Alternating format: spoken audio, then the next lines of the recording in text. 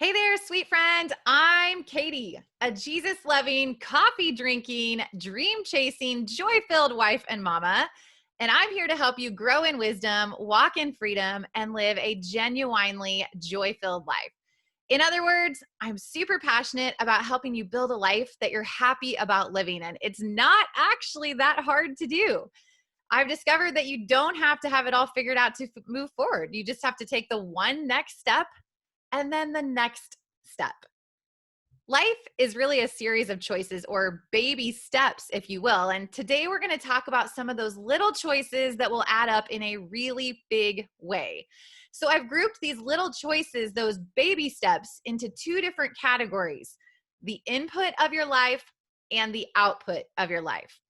By taking a look at the input and the output areas of your life, I'm going to show you exactly how you can fine tune those little daily choices that you're making every day so that you can create the life that you want, all while finding joy in the journey. Does that sound good? Awesome. Before we dial in on the input and the output of your life, we have to first make sure that you know where you want to go. Like, what does your ideal life look like? We need to intentionally pause and paint the picture of your ideal life. So if you think about your life as a race, during a race or a marathon, the runner knows exactly where she's going. She knows what the finish line looks like, and she knows how it will feel when she reaches it. Her eyes are fixated on her destination, and her focus is laser sharp. The runner has a vision, a goal, a target, and she shakes off all distractions. She's not looking around her. She's not looking behind her. She doesn't compare herself to the runners beside her. She simply marches on or runs on towards the thing that she wants. Your ideal life is like that. It's there waiting for you, but you have to know what it looks like in order to grasp it, to touch it, to experience it, to live it.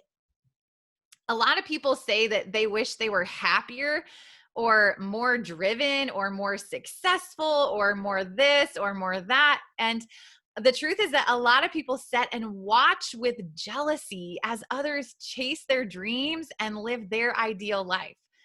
The ones who sit stubbornly refusing to take action, they often feel sad or embarrassed or jealous or even angry that they don't have that marriage, those kids, that dream job, that genuine joy.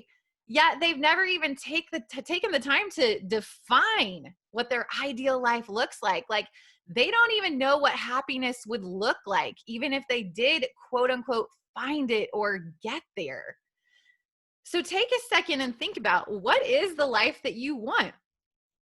What does genuine happiness look like for you?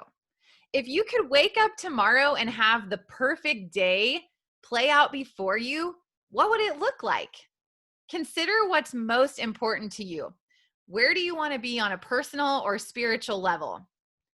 What do you want your health to look like? How do you want to treat your spouse and your kids on a daily basis?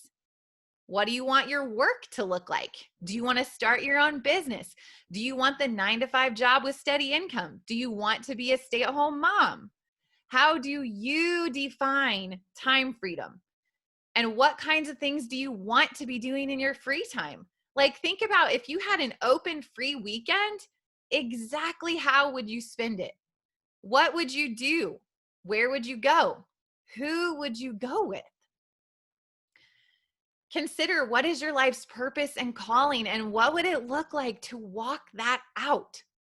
Side note, if you need help figuring out what your life's purpose is, you can download my free purpose guide at katiehedrick.com/purpose guide, and it'll walk you through a process, and I'll help you figure that out. But I encourage you to spend some time carefully considering and writing down, like physically writing down, what your ideal life would look like. Because, sweet friend, we have to define before we can do. We have to consider, what is the end goal? If you're already living your ideal life, that is awesome. That's great. But there's always room for more growth and more improvement.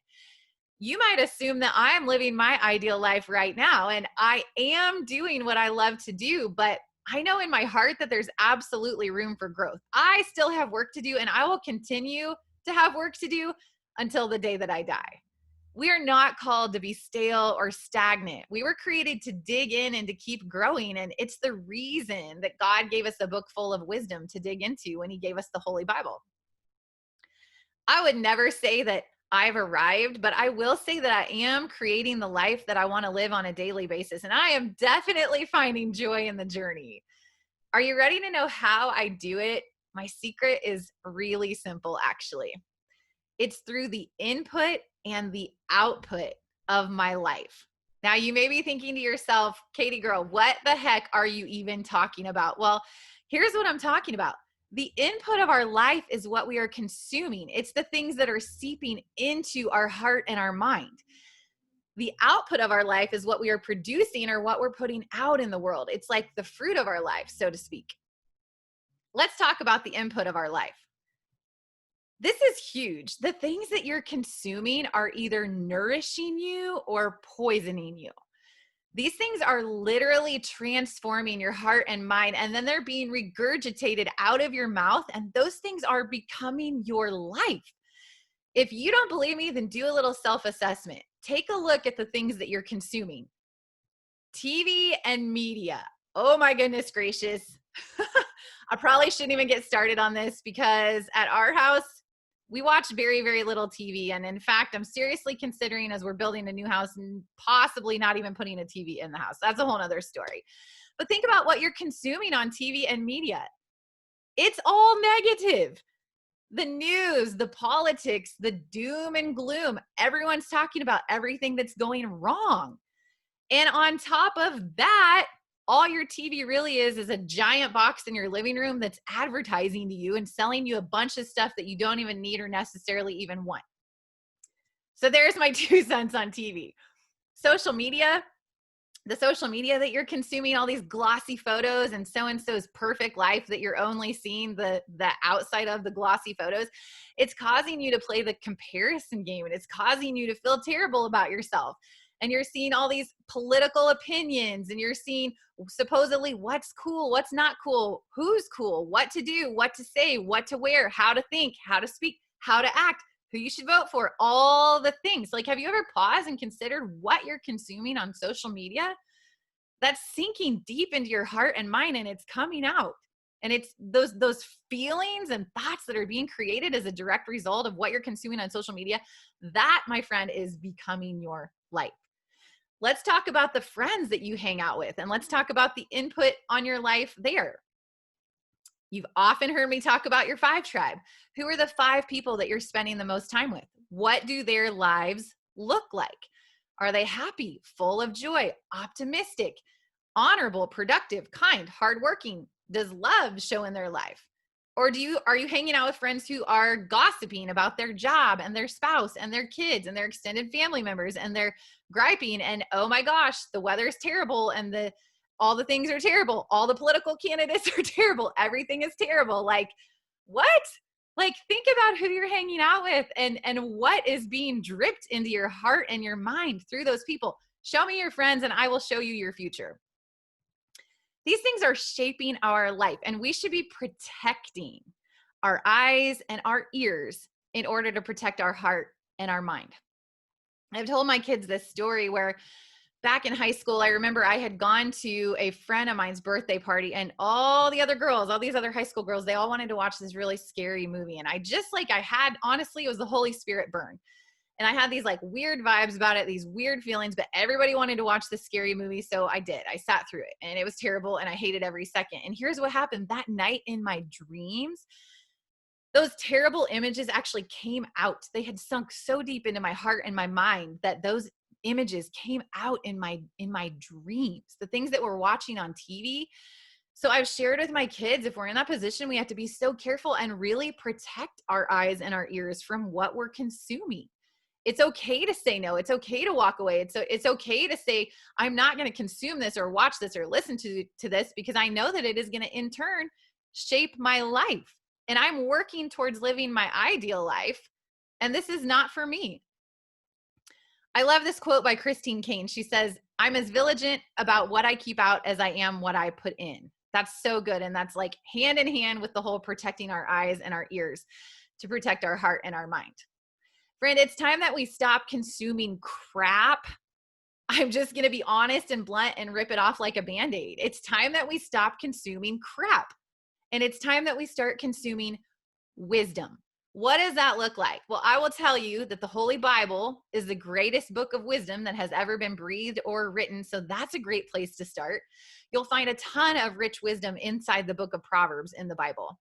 I also have something called Wisdom Wednesdays, and you can check it out at katiehedrick.com/Wisdom Wednesdays, where every Wednesday morning I send out an email and it contains a chapter out of the book of Proverbs. So that's like a really easy, digestible way to dig into the book of Proverbs each and every week and to grow in wisdom. I also have other resources available for you. My podcast, which is a much better choice than TV or social media. Not only my podcast, but there are many, many other good ones out there. Like I love Christine Cain's podcast. It's called Equip and Empower, and it is full of rich biblical wisdom. We can choose to read books over TV and social media. There are a jillion good books out there. And here's the thing. Any of them that are rooted in goodness and truth actually came originally out of the scripture, because every concept and idea that is good and true and pure came out of the Holy Bible in its origin. I also have an ebook that you can download for free at katiehedrick.com/ebook, and it'll talk about everything we're talking about here today and so much more. Lots of rich wisdom for you there. But here's the bottom line. Here's what you need to know. What you are consuming, the input of your life, is going to shape your life.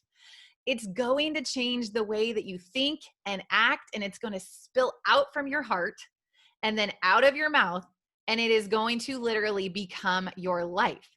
Jesus taught this in Luke 6:45. I love this. He said, the good person out of the good treasure of his heart produces good, and the evil person out of his evil treasure produces evil. For out of the abundance of the heart, his mouth speaks. So good. That being said, let's talk about the output area of your life. What are we producing? What are we putting out into the world? We have to consider this because our actions and our words, they're so powerful. In fact, Proverbs 18:21, one of my favorite scriptures forever and always, life and death are in the power of the tongue.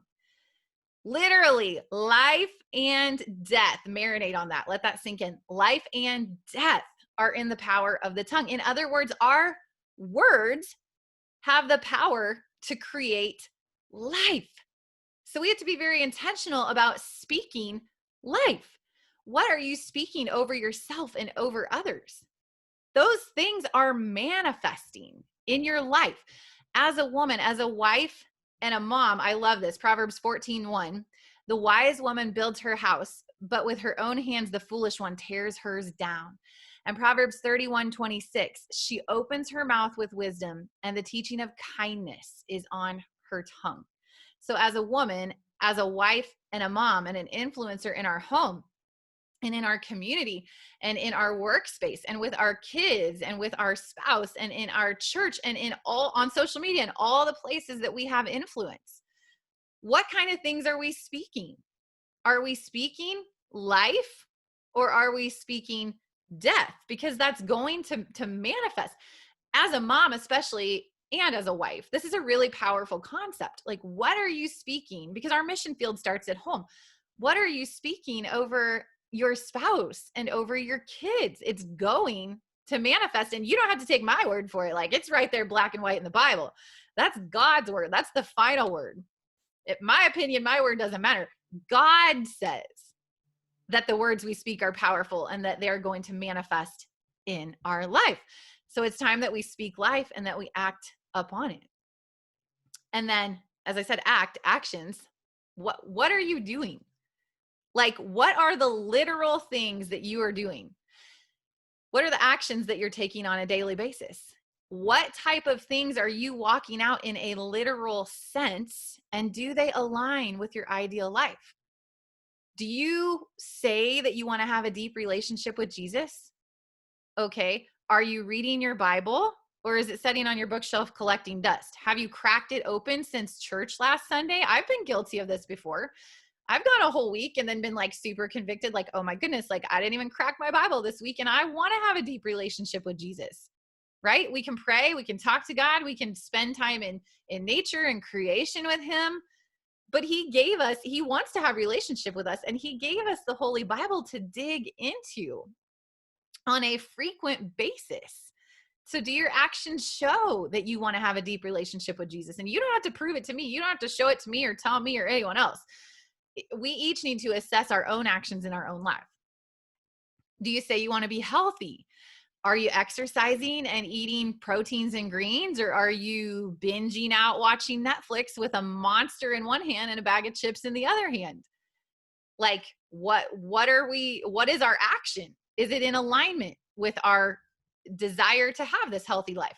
Do you want to have a thriving marriage? Are you investing into it? Are you honoring and respecting your spouse? Are you doing the things that you can do to help lighten his load? Are you picking up his laundry without grumbling? Are you edifying him instead of gossiping about him behind his back to your girlfriends? Are you meeting his physical needs even when you're tired? Okay, ladies, I've been there, right? But it's our actions. It's a sacrifice. It's a sacrifice in love. It is the output of our life. We want the thriving marriage, then we need to do the things it takes to have the thriving marriage. We need to follow through on what we're saying we desire with our actions. Side note, the book, The 5 Love Languages by Dr. Gary Chapman, is a really incredible book. We could do a whole nother episode on that. But if thriving marriage is what you're looking for, I highly recommend that book, The 5 Love Languages by Dr. Gary Chapman. So do you want to raise honorable, kind, productive human beings? Are you spending time pouring into your kids and choosing to be present and teaching them the things that they need to know? Or are you numbing out when you're with your kids and maybe scrolling through your phone and you're only half listening? Like, if you don't talk to your kids and connect on a deep level now and ask them about their day and the things that are going on in their life and the things that they're passionate and excited about, and then listen, like deeply listen and connect with them. If you are not listening now, what makes you think that someday when they're grown up, they're going to want to even talk to you and share those things with you? If you can't listen now, they're going to pick up on that and they're not even going to want to share those things with you down the road.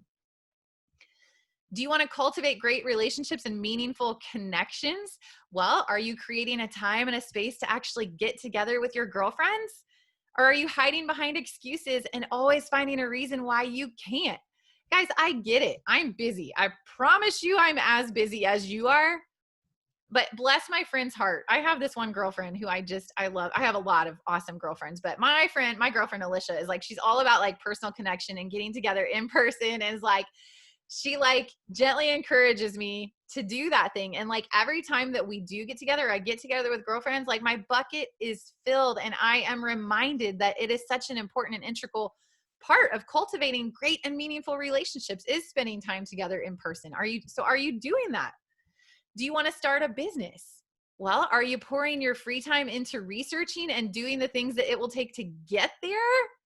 Or are you spending your free time watching Netflix and scrolling Facebook and Instagram?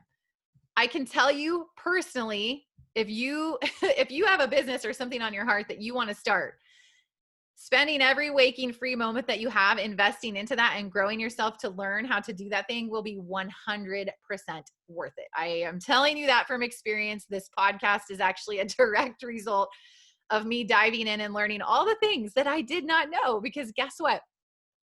There were a lot of things that I did not know. There's still a lot of things that I do not know, but I'm all about being a lifelong learner and digging in and doing the work to achieve those goals, do those things I want to do, live that life that I want to live. So I want to ask you, do your actions line up with your ideal life? We were created to take action. We are called to take action. Check this out. This is going to blow your mind. Matthew 25:14-30. And this is Jesus teaching. This is the parable of the talents. For it will be like a man going on a journey who called his servants and entrusted to them his property. To one he gave 5 talents, to another 2, to another 1, to each according to his ability. And then he went away. He who had received the 5 talents went at once and traded with them, and he made 5 talents more. So also he who had the 2 talents made 2 talents more. But he who had received the 1 talent went and dug in the ground and hid his master's money. In action. You're seeing in action here. Now, after a long time, the master of those servants came and settled accounts with them. And he who had received the 5 talents came forward, bringing 5 talents more, saying, Master, you delivered to me 5 talents. Here I have made 5 talents more. He went to work. He doubled his money. His master said to him, Well done, good and faithful servant. You have been faithful over a little. I will set you over much. Enter into the joy of your master. And he also, who had the 2 talents, came forward saying, Master, you delivered to me 2 talents. Here I have made 2 talents more. His master said to him, Well done, good and faithful servant. You have been faithful over a little. I will set you over much. Enter into the joy of your master. He also, who had received the 1 talent, came forward saying, Master, I knew you to be a hard man, reaping where you did not sow and gathering where you scattered no seed. So I was afraid, and I went and hid your talent in the ground. Here you have what is yours. Oh my gosh, there's so much goodness in here.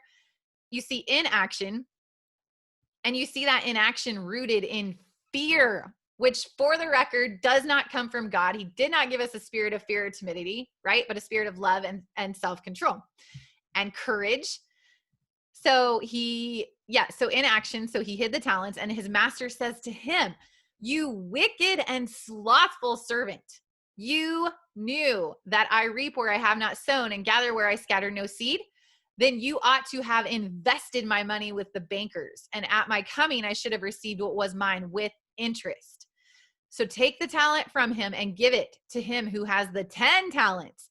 For to everyone who has will more be given, and he will have an abundance. But from the one who has not, even what he has will be taken away. And cast the worthless servant into the outer darkness. In that place there will be weeping and gnashing of teeth. Woo! So which one do you want to be? You want to be the good and faithful servant? Or do you want to be the wicked, slothful servant, drowning in fear and choosing inaction? Consider that story as you're thinking about the output of your life. Okay, we've worked on defining your ideal life, and we've talked about the input and the output of your life. So how will you know if you're quote unquote getting there? The answer is simple. The fruit of your life will show it. Circle back to your ideal life. The fruit of your life will be in alignment with the life that you want to live, and there will be joy. We all know those people who hate their life, the ones that are miserable. They may, fakely on the outside be smiling and trying to put on this front to everyone that their life is perfect and great and that they're awesome. And we know that they go home at night and that they're lonely and sad and depressed and broken and jealous and ugly inside, right? And behind closed doors, they're gossiping about other people and they're talking about how bad things are. And on the flip side, we all know some beautiful, beautiful, incredible, joy-filled people who are creating and living the life of their dreams. We know them because the fruit of their life shows it.